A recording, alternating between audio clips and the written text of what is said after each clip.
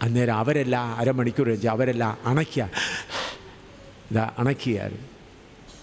എനിക്ക് അല്പം പോലും ക്ഷീണമുണ്ട്. പിന്നെ അവിടുന്ന് 7 കിലോമീറ്റർ നടന്ന് ഞങ്ങൾ താമസിക്കുന്ന വീട്ടിൽ ചെന്നു. ഭാര്യയോട് പറഞ്ഞില്ല എനിക്ക് ഉത്തരവുണ്ടായെന്ന്. അല്പം കുടിക്കാൻ തരുമ്പോൾ ഞാൻ കട്ടിലിൽ നിന്ന് കടന്നു. ഒരു 10 മിനിറ്റ് കഴിഞ്ഞപ്പോഴാണ് ദേഹത്ത് വേദന തുടങ്ങിയത്. അതുവരെ ആ ശക്തി വ്യാപരിച്ചുകൊണ്ടിരിക്കുകയായിരുന്നു. ഹല്ലേലൂയ. സ്തെഫനോസിൻ്റെ മുൻപിൽ മുകളിൽ വലിയ കല്ലെറിയുമ്പോൾ എന്നെ എറിയരുതേന്ന് പറയാതെ ദൈവമേ അവരോട് ക്ഷമിക്കണമേ എന്ന് പറയുന്നു. അതുകൊണ്ടാണ് അപ്പോസ്തലനായ പൗലോസ് പറഞ്ഞത്, ഈ മൺകൂടാരത്തിൽ ഈ അത്യന്ത ശക്തി. ഹല്ലേലൂയ. ഈ അത്യന്ത ശക്തി. ആകയാൽ ദൈവജനമേ, നിങ്ങൾ ഈ അത്യന്ത ശക്തി പ്രാപിപ്പാനായി കാത്തിരിക്കണമേ. അത്യന്ത ശക്തി പ്രാപിപ്പാനായി കാത്തിരിക്കണമേ. ഹല്ലേലൂയ. ഇന്ന് ഉച്ച കഴിഞ്ഞ് 3 മണി വീണ്ടും പരിശുദ്ധാത്മാവിൻ്റെ ശക്തിക്ക് വേണ്ടിയുള്ള പ്രത്യേക പ്രാർത്ഥനയുണ്ട്. അതിന് താല്പര്യമുള്ളവർ കടന്നു വരണം, പ്രാർത്ഥിക്കണം. ഇപ്പോൾ കർത്താവിൻ്റെ ദാസൻ പ്രാർത്ഥിച്ച് യോഗം അവസാനിപ്പിക്കും. കർത്താവേ, ഞങ്ങൾ അങ്ങയെ സ്തുതിക്കുന്നു. കർത്താവേ, അവിടുത്തെ വലിയ കൃപയ്ക്കായി സ്തോത്രം. യേശു മാത്രം കർത്താവ് എല്ലാവരും ഏറ്റുപറയുവാൻ തക്കവണ്ണം കർത്താവെ ദേശത്തിന്മേൽ ദൈവശക്തി പകരണം നാഥ. പരിശുദ്ധാത്മാവ് ശക്തിയോടെ വ്യാപരിക്കണം നാഥ. എല്ലാവരും ജീവിപ്പിക്കുന്ന ആത്മാവിനെ പ്രാപിക്കുവാൻ വിശേഷമായ കൃപ ഈ നാളിൽ പകരണമെന്ന് പ്രാർത്ഥിക്കുന്നു. ഹൃദയങ്ങളെ കർത്താവിൽ ഏകാഗ്രമാക്കുവാൻ യേശുവേ നാഥ അവിടുന്ന് കൃപ പകരണമേ. ദേശത്തോട് കൃപ ചെയ്യണം നാഥ. കേൾക്കുന്ന വചനങ്ങൾ വിട്ടുകളവാനല്ല, ഹൃദയത്തിൽ സംഗ്രഹിപ്പാൻ വിശേഷമായ ഒരു കൃപ നൽകണമെന്ന് പ്രാർത്ഥിക്കുന്നു. കർത്താവേ, അന്ത്യകാലത്ത് സകല ജഡത്തിൻ്റെ മേൽ ആത്മാവിനെ പകരുമെന്ന് പറഞ്ഞ കർത്താവേ, ഈ നാളിലും ആദ്യ നൂറ്റാണ്ടിൽ പകരപ്പെട്ടതുപോലെ അതേ ആത്മാവിൻ്റെ ശക്തിയാൽ എല്ലാവരും നിറയുവാൻ, സ്വാതന്ത്ര്യത്തോടെ ദൈവത്തെ ആരാധിപ്പാൻ, ആത്മാവിലും സത്യത്തിലും അങ്ങ് ആരാധിപ്പാൻ കർത്താവ് കൃപ ചെയ്യണമെന്ന് പ്രാർത്ഥിക്കുന്നു. കർത്താവെ, എല്ലാവരും വചനം ശ്രദ്ധിച്ച് കേൾക്കുവാൻ, കർത്താവെ ക്രൂശിക്കപ്പെട്ടവനായ യേശുവിനെ എല്ലാവരും കണ്ടെത്തുവാനുള്ള കൃപ നൽകണമെന്ന് പ്രാർത്ഥിക്കുന്നു. കർത്താവിൽ ഫലമേൽപ്പിക്കുന്ന വൈകുന്നേരത്തെ കൂട്ടായ്മയിൽ വിശേഷമായൊരു അഭിഷേകം, പരിശുദ്ധാത്മാവിൻ്റെ ശക്തി എല്ലാവരും പ്രാപിക്കുവാൻ കർത്താവ് ഇടയാക്കണം. അതിനായുള്ള വാഞ്ചയോടുകൂടെ വരുവാൻ കർത്താവെ, ആർത്തിയുള്ളവനെ തൃപ്തി വരുത്തുന്ന ദൈവം ഹൃദയങ്ങളിൽ വലിയ കൃപ നൽകണമെന്ന് പ്രാർത്ഥിക്കുന്നു. പ്രാർത്ഥനയുടെ കൃപയ്ക്കായി സ്തോത്രം, യേശുവിൻ നാമത്തിൽ ആമേൻ.